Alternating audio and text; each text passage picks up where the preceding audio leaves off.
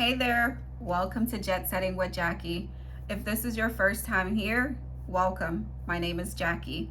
And if you're returning, thank you so much for coming back. This week's video will be the first part to a two-part video on shipping a 40-foot container to Jamaica. In this week's video, I will focus on what the process was like to ship from the US side.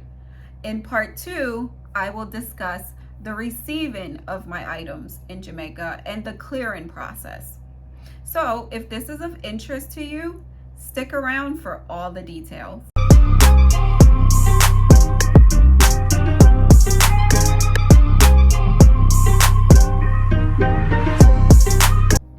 Okay, so let's get down to business. In last week's video, I spoke about the return in residence process and receiving the approval for my concession. I received my approval in April. With that approval, I received a list of items that I was able to bring onto the island without incurring any duty fees. So with this concession, you only get it one time. So in my mind, I wanted to make sure that if there was anything on the list that I may need now or in the future, I might as well just get it all and put it in my container. I left Jamaica in June and I went to the US to start getting ready for my shipment. My shipment was supposed to be done no later than August 19th in order for me to receive my concession, which means I only had a good 2 months to get this whole thing done. One of the main things that I did when I knew I was about to ship my items was I started doing some research. I came on YouTube to look for videos to see if anyone else has ever shipped a 40-foot container or a 20-foot container to Jamaica, and I really didn't have much luck. So I was on my own to kind of figure out what my next steps were. I started Googling companies that shipped containers to Jamaica, and I reached out to them with whatever questions that I had. What was the cost to ship items? Where were the best ports to ship items from? And the different sizes of containers that I would be able to use for my shipment. So all of my items that I had in storage that needed to come to Jamaica was already in Florida. And as Miami being one of the main ports that ship to Jamaica, it just made perfect sense to just go to Florida and ship my items from Miami. I had 2 storage units. One was a 2-car garage size, and the other one was, I think maybe a 5x11. So it wasn't very big. Once I narrowed down Miami as my port, I started looking into what companies shipped out of Miami so that I could reach out to them directly to start discussing costs for shipping my items, maybe what size unit I might need to place them in, and what their process was as far as doing my shipment. In my video about finding a rental property in Jamaica, the last place I rented was vacant. I purposely looked for a vacant house, that way I could bring my items onto the island and use them in the house. All the other properties that I'd rented were already furnished, but in this case, I needed somewhere empty that I could bring my items to.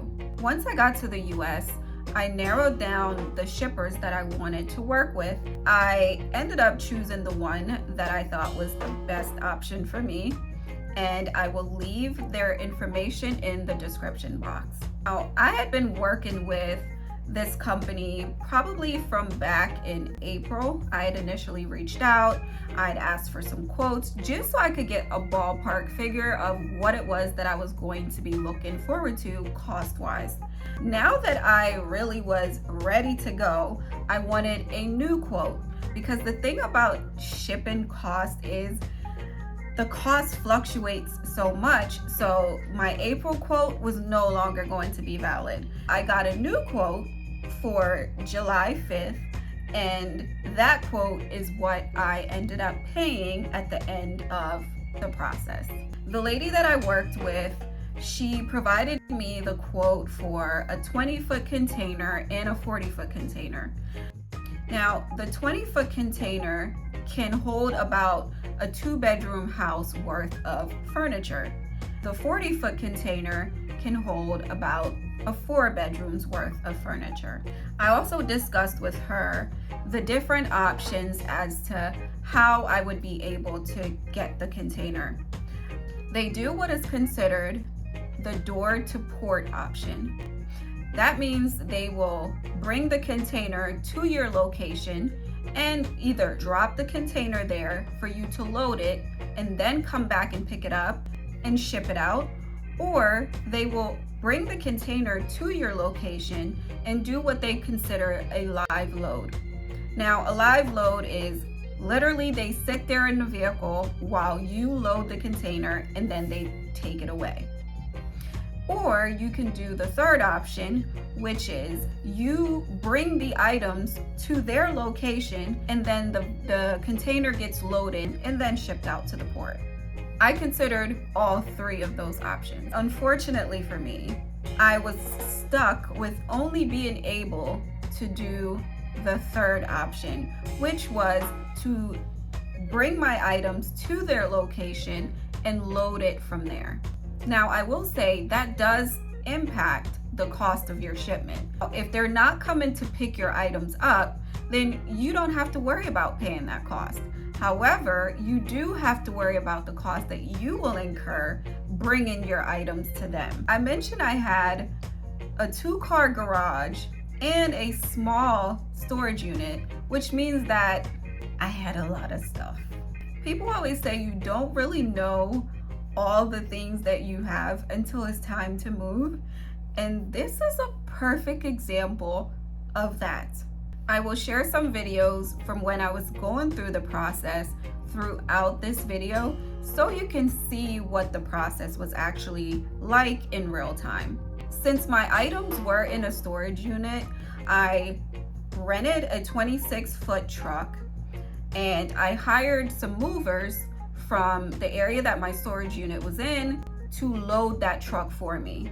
I ended up running out of space in the 26-foot truck. I ended up having to rent a trailer. I believe it was a 5x8 foot trailer to load the rest of my items in. And to be honest with you, I ran out of room in that too, but that's a whole nother story. So at this point, I have a 26-foot box truck and a 5x8 trailer full of items. So I'm sure you already figured a 20-foot container was not going to hold all of my items. So I knew I was going to have to opt for the more expensive 40-foot container. Once I agreed to use this company to do my shipment, they explained to me the steps that I needed to take in order to secure my quote and to move forward with the process. One of the things that I had to do was I had to reach out to a US-based broker because of the items that I was shipping. My shipping company did not handle the paperwork for personal effects. The US-based broker is responsible for completing your bill of lading. And that just explains the items that you are shipping to Jamaica, the cost, the weight, things like that, that once it gets to Jamaica, they will need that information. After reaching out to them, they asked me to sign a power of attorney document, provide them with a list of all of the items that I was shipping. I believe they asked for the valuation of the items and then a rough estimate of what I thought the items weighed. I am super intense when it comes to lists and writing things out. I'm very detail oriented. So I had already had a whole spreadsheet created of all of the items that I was shipping. That way I could just keep track of what I purchased, what I needed to purchase, and also what I had in my storage unit because it had been a while since I'd been in it. So providing that list to the broker was super easy because I'd already created it. You also will need to provide to this broker who your Jamaican custom broker is. They'll need that information to add it to your bill of lading. That way, when your items get to Jamaica, your broker there will be notified and they can receive your paperwork. At this point, I'd confirmed my quote with the shipper. I had secured my broker and provided the broker with all the information that they needed. Now, the only thing that was left was to schedule my date to actually go to their location to pack my items. I scheduled my date for July 25th. After we packed up the truck and the trailer, my brother and I drove to Miami, stayed the night, and bright and early that Monday morning, we were at the shipper's location.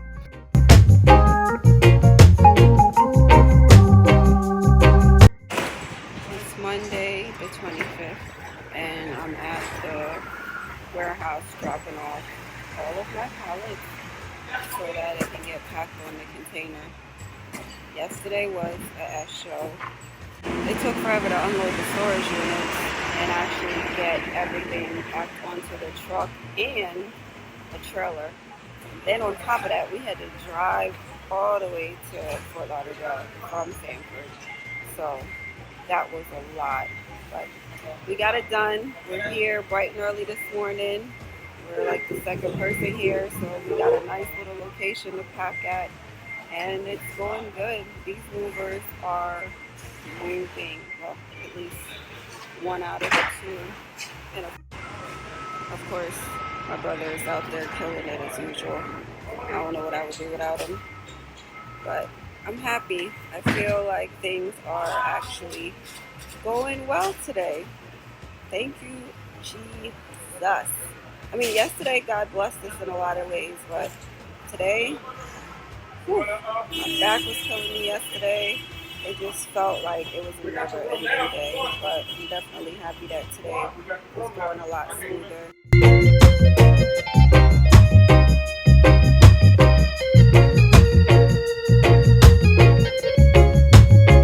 All in all, on the 25th, we ended up packing 15 pallets worth of items.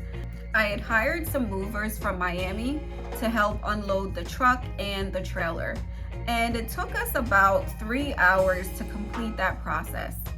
Once we were finished, I signed off on the paperwork to acknowledge the amount of pallets that I'd used, and I had to make my payment to send my items off. I'm going to give you guys a bit of a rundown of all the charges that I paid to get that process completed. And I'm going to give you some idea about what the cost would have been if I had used the 20-foot container versus the 40-foot container, just so you get an idea of the difference in the cost for both. My initial quote for the 20-foot container for the door to port was $4,800, and that is where they would bring it to wherever your location is, and then you would pick it up from the port.